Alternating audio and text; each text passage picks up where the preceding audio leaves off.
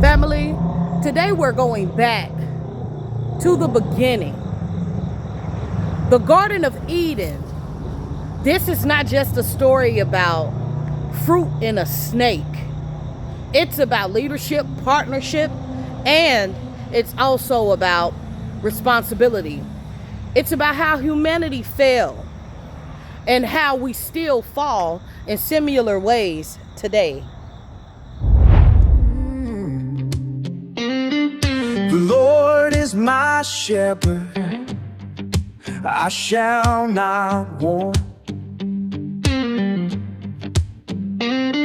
He makes me lie down in green pastures. He leads me beside the still waters. He restores my soul.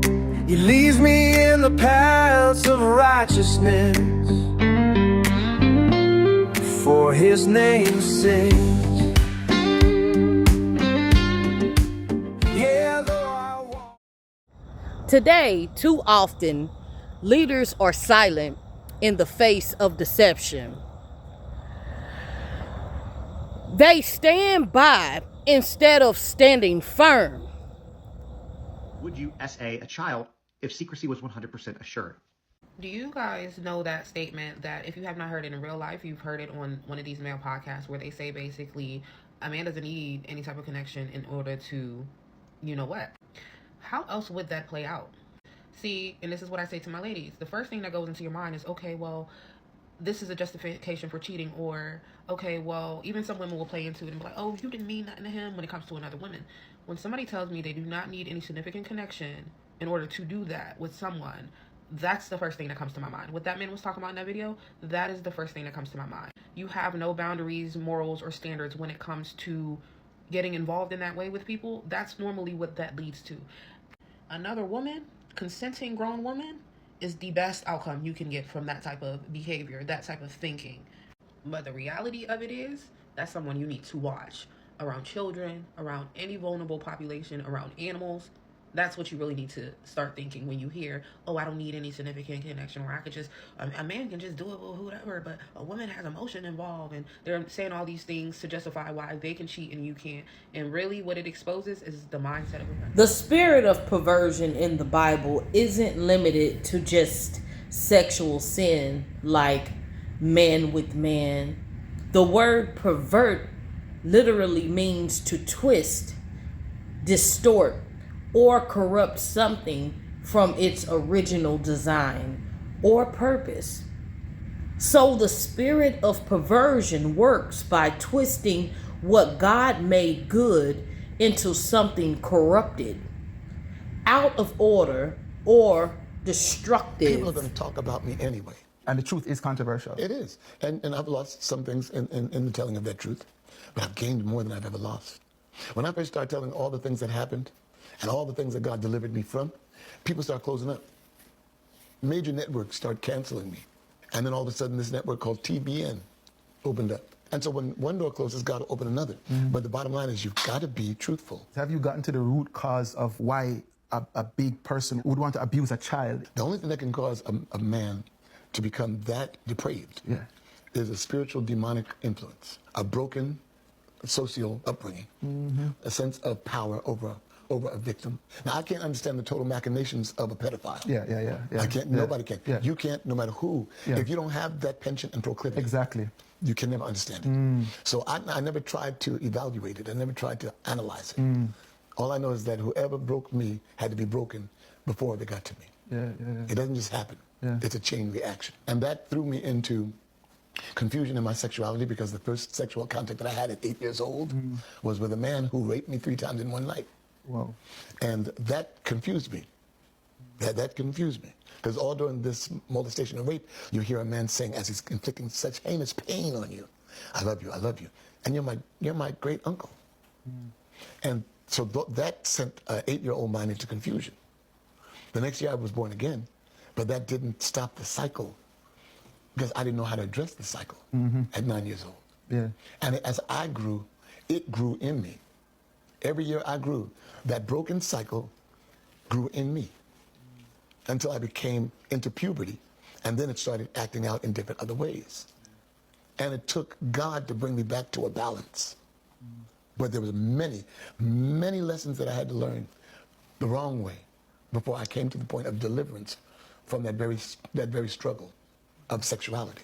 As a father, you must have felt determined to break certain generational trauma and drama of previous. Well, remember, I became a father based on generational breakage. I wasn't married. I was saved, sanctified, filled with the Holy Ghost, and fell. You know, I want to take the romance off. I don't want it to seem pretty. It's not pretty. I knew what I was doing was wrong. I fell not because I made a mistake. A mistake is something you didn't intend to do, and oh, that's a mistake. But when you know what you're doing is wrong, you can't have a child by mistake. That was heartbreaking for me because I didn't count all the costs. And so I had to work extra hard at being a father because there was a lot of emotional damage that happened to him.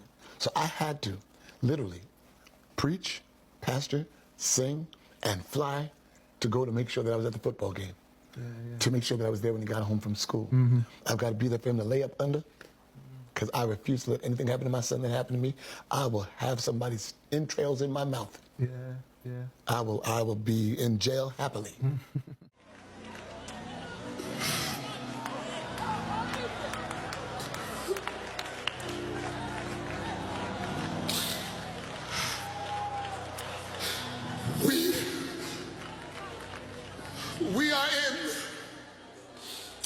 We are in a very, very dangerous point, and our children are being lost.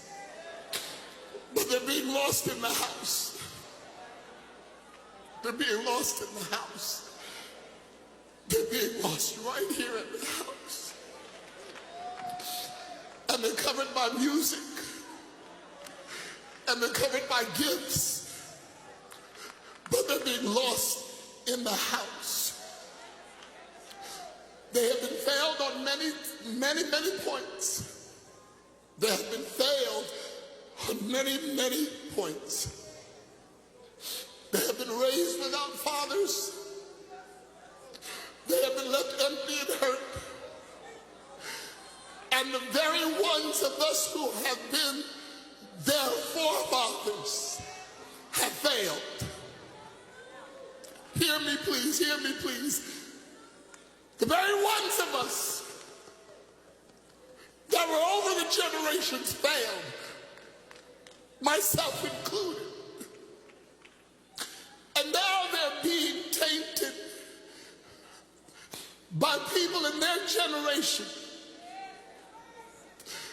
They're being tainted and they're being turned by people in their generation. We talk about the Tonei situation, and it is only turning their hearts further away from God and making them believe that such conversation is real when it is not real. It is not real. It is not real.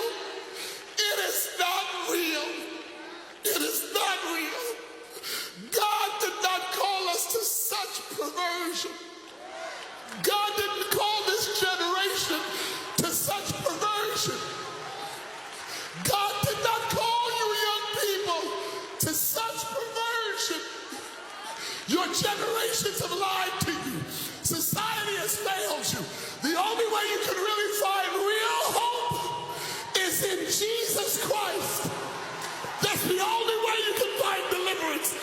I tell you of the truth of my Sunday code, Rabashi and Melahosa. If it hadn't been for this Jesus, I would be homosexual to this day. But he is a deliverer. Have you ever thought about something that makes you want to vomit? It's this one situation when I was in 8th grade, y'all. Yeah. I guess it's going to be a story time of how when I was in 8th grade, how I witnessed a fellow 8th grader evaporate on the bus. And I'm talking about self-pleased. He was in 8th grade. And I guess you could say he was in foster care because he lived in a group home. And he just, unclothed himself and just did that everywhere in front of me and my friends. And it was like, it was nothing that was egged on. Like, he just, out of nowhere, just did it. And then was looking at us and smiling while he did it. And then tried to wipe it, put it on us. And then as we was getting off the bus, wiping it on the seats. So that's another thing. Wash your hands too, because you never know what you're touching. But it was one of those things that I had never spoke about until I got older, because it makes me want to vomit to this day. It was so nasty and disgusting. And I guess now that I think about it, someone probably was touching on him, because he was in 8th grade. And for you to do that, I'm like, maybe he experienced some form of assault, and now it's turned him into a creep. A lot of times that's how some of these creeps are made too. But yeah, that's one thing I could think about that makes me want to vomit from my childhood.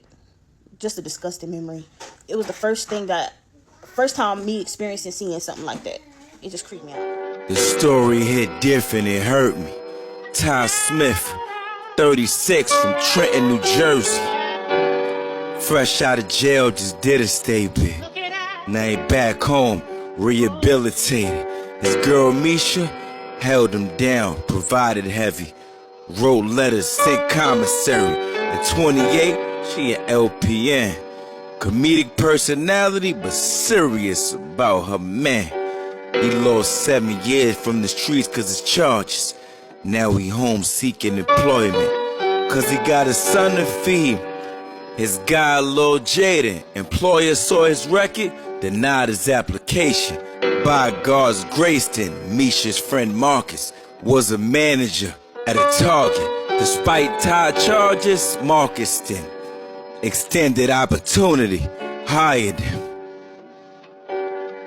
It was the perfect situation, indeed a win. Ty ain't mind Marcus being Misha's friend. He knew Marcus had had respect, plus he gay, so he ain't no romantic threat. Everything was cool on the up and up, till confrontation ensued with a customer. Ty went aggressive rage, things had nearly escalated. He got called in the office, about to get fired, he lost it. He broke down in tears, confiding to Marcus. Told him secrets, sheesh, how certain prison experiences triggered PTSD. After hearing what he was saying, Marcus gave him a second chance under red stipulations. Closed the door and, to say the least, what occurred next shall remain discreet. From there, work went smoothly. Ty's relationship with Misha even grew. See, months passed, now it's March 27. He planned on popping the question. But a few days later at the crib, bruh, Misha tell Ty she found out something peculiar.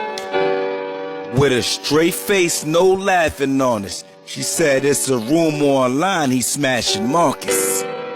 Ty yelling, showing his wrath. Meanwhile, Misha holding her laugh.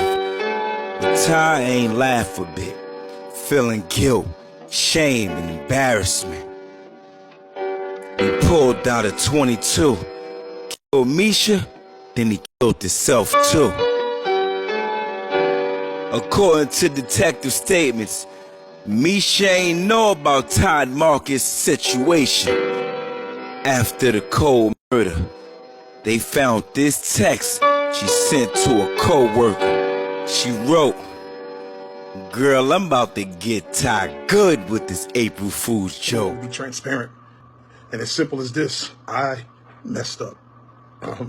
This has been a really, really hard few days, but I struggled. And the struggle didn't just begin. You know, the struggle has been a struggle. And the conviction has been great. Many times people don't know how to accept the struggle of a leader or the struggle of the pastor, you know, and they take the human and the man out of the pastor, out of the bishop, out of the apostle, out of the prophet. I didn't address what should have been addressed in my life, you know, and you all seen it. I don't have to recap it. You know, you seen the video, you know, but other people will paint a picture of you to be the worst person in the world because of a failure. I want to take my responsibility. That's my public statement. I want to take my responsibility, and I want to repent before God. I want to take off my title, and take off my hat, and take off all the articulations of my duties. And I want to repent to the people who God has entrusted in my hands. And I want to repent to my leaders, my pastor, my bishop. Hey girl, hey, it is your girl, Ver. What's the word? And the word of the day is everybody. Are y'all listening to me? Let's stop trying to protect the men that's on the DL. Let's go ahead and expose the DL community, my love, because they don't care about us. They don't care what they bring back to their families, their wives, their fiancés, their girlfriend, their boyfriend. They're none of that. They don't care about none of that. These people are so manipulative. They're so narcissistic. They are so, you know what I'm saying, like dangerous to our community. You know, just straight up nasty. You know what I mean? Like, these type of men think that they can enjoy their cake and eat it too, with extra ice cream on the side. You feel me? And everybody should be done and tired and sick of it. You know what I mean? So don't be afraid to expose these type of men. Like, come on, you don't even know nowadays who you're laying next to. Who is the person you're laying next to? Ask yourself. If you feel like you have to go through his phone and he have a hard time trying to keep it real with you, 9 times out of 10, he's doing something behind your back, my love. And then you always have to look for the things that they always complaining about. If a man always got to bash a woman and calling a woman out her name, talking shit about a woman, baby, he's, how you doing, gay? You know what I'm saying? He like a man for real. He's not looking for Mrs. Right. He's looking for Mr. Right, my love. We should not be afraid to expose these men that's in the DL community, okay? If he always talking about a gay man all the time, saying that he don't want to be near a gay man all the time, saying that he don't want to accept things from a gay man, he just cannot stand the sight of a gay man, honey, that boy is, how you doing, gay. You know what I mean? Like, for real, for real. The list goes on and on and on and on, my love. If he's dating multiple women, like 10 or more women at a time and always bragging about it, that boy is, how you doing, gay. I have a whole list I could keep going. Let's expose these trifling ass niggas, okay? Let's expose these trifling ass mother... You know what I mean? And let's get to it. Time for the next DL story, baby. I might not even want to go back to dating a man no more after this. Date yourself. It's safer there. All right, talk to y'all later. To my parents, I'll just preface, so I actually identify as bisexual. The correct term is probably pansexual, since I'm attracted to women, men, and trans individuals. Yeah, but I just say bisexual to keep it simple. But yeah, I've been attracted to trans individuals in the past. Okay, so I came out to my parents when I think I was 17. I'm still human. I'm still the same person. I'm not going to change in no type of way. You feel me? I don't want to be like, you know, the person to be like, oh, you didn't tell me personally. You feel me? But I told people that I really like felt close to. You feel me? Cause like I pick my circle wisely. You feel me? I'm not really like a person that has like a lot of friends, and I have a small amount of people that I really love, and I told them, and it took some time for me to tell them, because I knew my whole life. You feel me? It's something that I was hiding my entire life from like the age of like 7 to now, and that joint, nobody know how that felt for you to hide something. Nobody know what you be going through. Nobody know. There was times I was just like basically ready to kill myself. Like, I swear to God, like, it's sad to say, but nobody know what nobody be going through, bro. So I realized, though, my happiness matters more. You feel me? I'm not about to sit here and be sad and hide something. So I told my family. I posted a TikTok like 5 days ago. The TikTok got so much love. You feel me? It made me feel more better, because it was at a certain point when I was like, am I different, or am I doing something wrong? And this is crazy what goes through your mind at that time. But why are these prophets always trying to hunch? That's a good question. Ungoverned hypersexuality in prophetic people is problematic. Yes, prophets are extremely sensitive, both spiritually and emotionally. But when that sensitivity gets hijacked by the enemy, it can manifest as hypersexuality. And to be clear, ungoverned hypersexuality is not just a personality flaw or a character flaw. It is the evidence of the spirit of Jezebel at work and on the throne. The spirit of Jezebel is not just about seduction. It's about manipulation, control, and perversion of God's gifts. You remember in the book of Revelation, chapter number 2 and verse 20, it said, you allowed that woman Jezebel that calls herself a prophet to teach and to seduce my servants to commit sexual immorality. Now notice Jezebel was operating under the guise of the prophetic office, but used that position to distort and defile others. And Jezebel is not just a woman. The spirit of Jezebel can manifest in both men and women. An ungoverned hypersexuality in a prophetic person reveals an unyielded area in their life where the spirit of Jezebel is influencing and reigning and seeking to derail not only their assignment, but the assignment of the men and or women or both that fall victim to their ungoverned flesh. Now, the question may be, why does it always happen to prophets that have this hypersexuality? Because prophets are wired to be deeply connected, both to God and to people and to the spiritual realm. And when that wiring is corrupted or co-opted, intimacy becomes perverted. And instead of using the sensitivity to intercede and to hear from God and to build up others, they seek to build up an altar to their flesh, gratifying the self through sexual indulgence. And if we are honest about it, this doesn't happen in a vacuum. Hypersexuality in prophetic people is tied to unhealed wounds like rejection and abandonment and trauma. And Jezebel exploits those wounds to trap the prophet in a cycle of shame and compromise, and then to weaponize the prophet against the very people that they are sent to speak the mind of God to. If we want healed families and healed nations, leaders must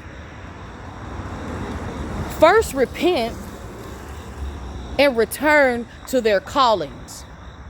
Restore the garden, confess the lie, reclaim the assignment, return to faithful work.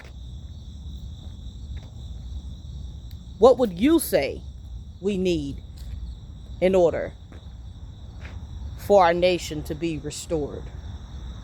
Leave it in the comments.